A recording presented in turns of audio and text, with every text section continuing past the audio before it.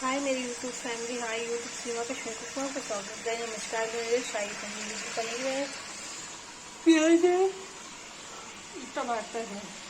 आगे की रेसिपी दिखाते हैं।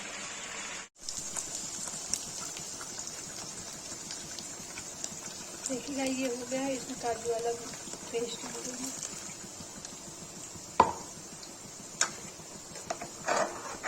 चला दूंगी, ये हो जाएगा तो इसे पनीर डाल के उबाल दूंगा।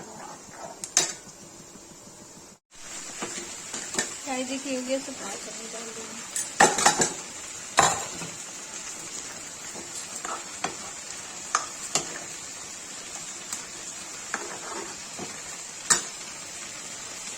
गाइस को पानी डाल दूंगी।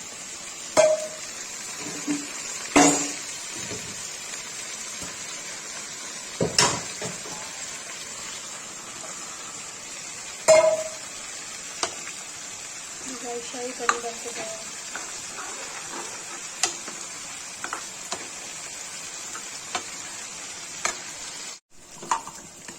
देखिएगा इसमें मैंने कसूरी मेथी डाली, गोल मिर्च डाल दिया, मलाई डाला, थोड़ा सा क्रीम डाला। ये शाही पनीर बन के रेडी हो गई है। इसमें मैं पलट दूंगी।